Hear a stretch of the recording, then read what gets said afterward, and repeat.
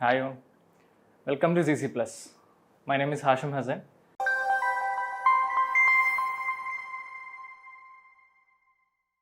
നമ്മളിന്ന് ഡിസ്കസ് ചെയ്യാൻ പോകുന്നത് 9th ബയോളജിയിലെ പ്ലാന്റ് ടിഷ്യൂസ് എന്നുള്ള ചാപ്റ്ററാണ്. So let's start. Plant tissues നമുക്ക് എല്ലാവർക്കും അറിയാം. സെല്ല് നമ്മൾ ചാപ്റ്റർ 5 പഠിച്ചു. എന്താണ് സെല്ല്? കുറേ സെല്ല് കൂടി ചേരുമ്പോൾ ഒരു ടിഷ്യൂ ആവുമെന്ന് നമ്മൾ പറഞ്ഞു. സോ നമുക്കിന്ന് മനസ്സിലാക്കുന്ന പ്ലാന്റ്സിൽ എങ്ങനെയാണ് ടിഷ്യൂസിൻ്റെ വർക്ക്, ഹൗ ഡസ് ദിസ് ഫംഗ്ഷൻ, അവരുടെ ഓരോരുത്തരുടെ ക്ലാസിഫിക്കേഷൻസും നമുക്കിന്ന് ഒന്ന് ചെറുതായിട്ടൊന്ന് നോക്കിയിട്ട് പോവാം. അപ്പോൾ ആദ്യമായിട്ട് നമുക്ക് പ്ലാന്റ് ടിഷ്യൂസിൻ്റെ ക്ലാസിഫിക്കേഷൻ നോക്കാം. Plant tissues R mainly divide into meristematic and permanent. അപ്പോൾ മെരിസ്റ്റമാറ്റിക് എന്ന് പറയുന്നത് വിച്ച് ആർ ആക്റ്റീവ്ലി ഗ്രോയിങ്. എങ്ങനെ? നമ്മളിപ്പോൾ ആദ്യമേ ഒരു ബേബി ആയിരിക്കും, പിന്നീട് നമ്മൾ വളർന്ന് നമുക്കൊരു അംബീഷൻ ആവും, നമ്മളതിൽ സെറ്റായിട്ട് ഇന്നതാണ് നമ്മുടെ ലക്ഷ്യം, ഇന്നതാണെന്ന് നമ്മൾ സെറ്റ് ചെയ്ത് കഴിയുമ്പോൾ നമ്മൾ ആ ഒരു പൊസിഷനിലേക്ക് പെർമനൻ്റ് ആയിട്ട് മാറും. There is a difference, right? Growing up and moving to a permanent position. So ആ ഗ്രോയിങ് അപ്പ് സ്റ്റേജിന് ശരിക്കും പറയുകയാണെങ്കിൽ മെരിസ്റ്റമാറ്റിക് എന്ന് പറയാം. അതിനുശേഷം അവരൊരു പെർമനന്റ് ഫംഗ്ഷനിൽ സെറ്റായി കഴിയുമ്പോൾ നമുക്ക് എന്ത് പറയാം? They became permanent and the function is completely set എന്ന് പറയാം. സോ ആദ്യം നമുക്ക് മെരിസ്റ്റമാറ്റിക്കിൽ നോക്കാം. Meristematic is again classified into apical, lateral and intercalary. See, meristematic or growing tissues, right? ഈ ഫിഗർ കണ്ടു തന്നെ നിങ്ങൾക്ക് മനസ്സിലാവും. നമുക്ക് മെരിസ്റ്റമാറ്റിക്കിൻ്റെ സെയിം ക്ലാസിഫിക്കേഷൻ ഒന്നും കൂടി എഴുതിയിട്ടുണ്ട്. First one is apical meristem, second is intercalary, third is lateral meristem. So എന്താണ് apical meristem? What is the word meaning of apical? End എന്ന് നമുക്ക് പറയാം. രണ്ട് അറ്റത്ത്, അതായത് ഒരു പ്ലാന്റിൻ്റെ മെയിൻലി നമുക്ക് പ്ലാന്റ് രണ്ടായിട്ട് ഡിവൈഡ് ചെയ്യാം. There is a shoot and root, right? അപ്പോൾ ഷൂട്ട് മുകളിലേക്കും പോവും, റൂട്ട് താഴത്തേക്കും പോവും.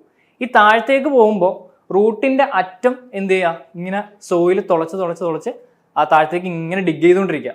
ആ ഡിഗ് ചെയ്യുന്ന ടിപ്പിത്തെ സെൽസിനെയും നമ്മുടെ ഷൂട്ടിൻ്റെ ഏറ്റവും മുകളിലത്തെ സെൽസിനെയും നമുക്ക് എന്ത് പറയാം? ആപ്പിക്കൽ മെരിസ്റ്റം എന്ന് പറയാം. അതായത് those are the actively growing cells of a plant.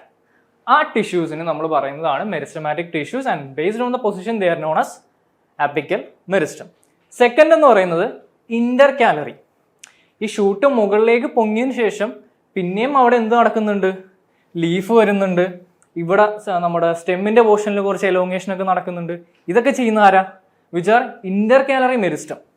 അല്ലെങ്കിൽ ഇന്റർനോഡിന്റെ ലെങ്ത് കൂട്ടാൻ വേണ്ടി കുറച്ച് ടിഷ്യൂസ് അവിടെ ഉണ്ട്, which are known as intercalary. Third lateral meristem. നമുക്കറിയാം, നമ്മളൊരു മരം നട്ട് കഴിയുമ്പോൾ മരത്തിന് ആദ്യം ഉണ്ടാകുന്ന വിട്ടല്ല, ആഫ്റ്റർ 10 to 15 years കഴിയുമ്പോൾ അതിൻ്റെ വിട്ട് നല്ലോണം അങ്ങോട്ട് കൂടും. ആദ്യം നമുക്ക് കൈവെള്ളയിൽ ഒതുങ്ങുമെങ്കിൽ പിന്നെ കെട്ടിപ്പിടിക്കാവുന്ന അത്രയും എന്തുണ്ടാവും? ആ മരത്തിൻ്റെ വിട്ട് കൂടും. സോ ആ വിട്ട് ആരാ കൂട്ടുന്നേ? Lateral meristem. ഇങ്ങനെ മെരിസ്റ്റമാറ്റിക് ടിഷ്യൂസ് മെയിൻലി ഡിവൈഡ് ചെയ്തിരിക്കുന്ന മൂന്നാണ്. First one is apical meristem, which is shown as the shoot tip and the root tip. ആ അപ്പിക്കലിന് ഒരു പേരും കൂടി പറയാം, shoot apical meristem and root apical meristem. Second one is the intercalary meristem, which increases the internodes. Third is the lateral meristem. ഒരു പ്ലാന്റിന്റെ width കൂട്ടാൻ വേണ്ടിയിട്ട് നമുക്ക് ലാറ്ററൽ മെരിസ്റ്റം സഹായിക്കും. ദെൻ പെർമനന്റ് ടിഷ്യൂസ്, ഇതും കൂടി നമുക്ക് അതിലേക്ക് പോവാം. പെർമനന്റ് ടിഷ്യൂസ് പറയുകയാണെങ്കിൽ they will mainly classify into simple and complex. ആദ്യം നമുക്ക് സിമ്പിൾ എന്താണെന്ന് നോക്കാം. Simple permanent tissues are mainly classified into 3: parenchyma, collenchyma and sclerenchyma. നമ്മളൊരു പ്ലാന്റ് എടുക്കുകയാണെങ്കിൽ പ്ലാന്റിൻ്റെ എപ്പിഡെർമിസ് എന്ന് പറയും, ആ മുകൾ ഭാഗം. ഒരു ലീഫ് കൺസിഡർ ചെയ്തു, ലീഫിൻ്റെ മുകൾ ഭാഗം, അതിൻ്റെ തൊട്ട് താഴെ കാണുന്ന ടിഷ്യൂസിന് പറയുന്ന പേരാണ് പാരൻകൈമ. അവർക്ക് അങ്ങനെ ലൂസായിട്ട് പാക്ക് ചെയ്തിരിക്കുന്നതായിരിക്കും, അങ്ങനെ വലിയ ഹാർഡ് സ്ട്രക്ചർ ഒന്നുമല്ല. നമുക്ക് ലീഫ് ടച്ച് ചെയ്യുമ്പോൾ നമുക്കറിയാം they are really soft, right? അപ്പോൾ they have a thin cell wall, പെട്ടെന്ന് പൊടിഞ്ഞു പോവും.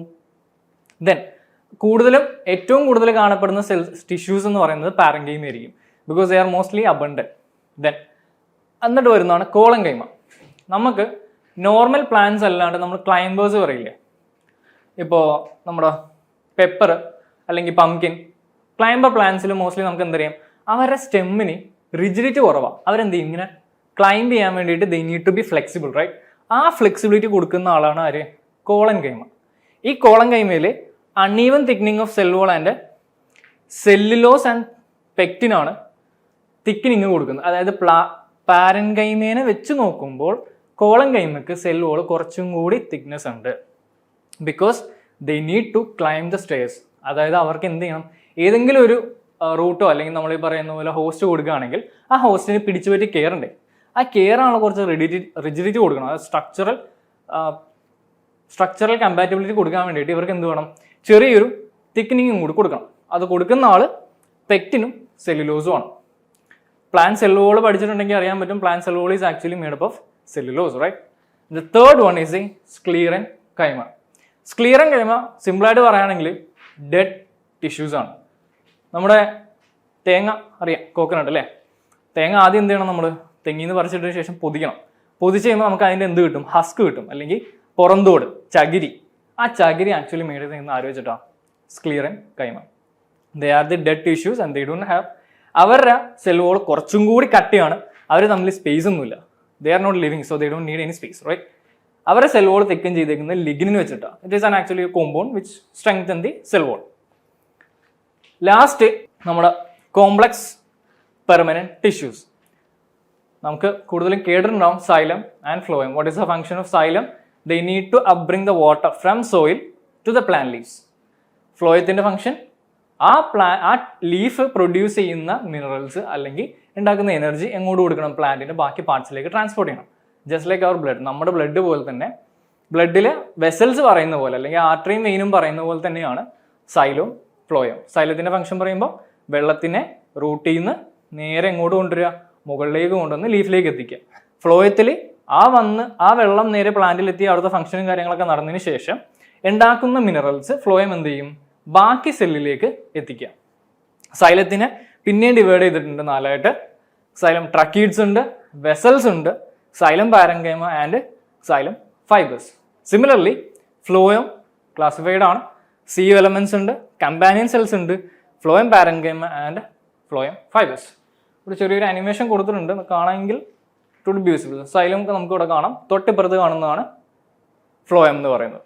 അപ്പോൾ CC+ൽ നമ്മൾ 1-to-1 ഓൺലൈൻ ക്ലാസ്സസ് നമ്മൾ പ്രൊവൈഡ് ചെയ്യുന്നുണ്ട്. അപ്പോൾ നമ്മുടെ കുട്ടികൾക്ക് ഇനി ഇഷ്ട സമയത്ത് നോക്കി പഠിക്കാം. നമ്മൾ classes from 1 to 12th 1 hour daily സ്റ്റേറ്റും CBSE സിലബസും നമ്മൾ കവർ ചെയ്യുന്നുണ്ട്. കൂടുതൽ അറിയാൻ വേണ്ടിയിട്ട് നിങ്ങൾക്ക് നമ്പർ കോൺടാക്ട് ചെയ്യാം. 9496949929 വിളിക്കുക. Join CC+. Have A nice day.